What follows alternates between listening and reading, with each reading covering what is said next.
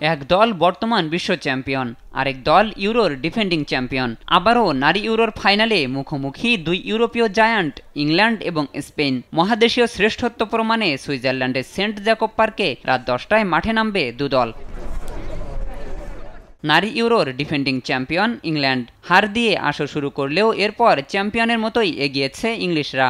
সেমিফাইনালে দুর্দান্ত লড়াই করে ইতালিকে হারিয়ে ফাইনালে এসেছে তারা। এমন হার না মানা মানসিকতা ফাইনালের মঞ্চে কিছুটা হলেও এগিয়ে রাখবে ইংল্যান্ডকে।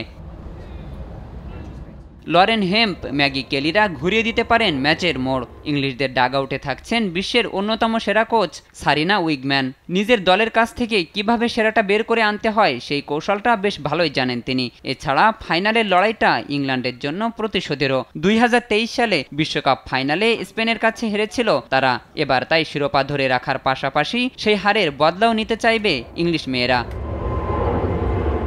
অন্যদিকে এবারের ইউরোর শিরোপার অন্যতম দাবিদার স্পেন। আসরে এখনও কোনো ম্যাচ হারেনি লা রোহা মেয়েরা। সেমিফাইনালে ইউরোপের নারী ফুটবলের পাওয়ার হাউস খ্যাত জার্মানিকে হারিয়ে ফাইনালে এসেছে তারা। এবারই প্রথমবারের মতো ইউরোর ফাইনালে উঠেছে স্প্যানিশ মেয়েরা, তাই যে কোনো মূল্যেই জিততে চাইবে শিরোপাটা। অ্যান্থের গঞ্জালেস, অ্যালেক্সিয়া পুটেলাসরা দুর্দান্ত ফর্মে থাকায় একাদশ নিয়ে খুব একটা ভাবতে হচ্ছে না coach মন্তেস্তোমিকে।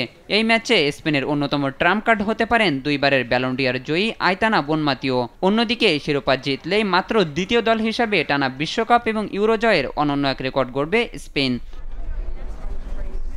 Shahinur Alam, sports desk, Desh TV.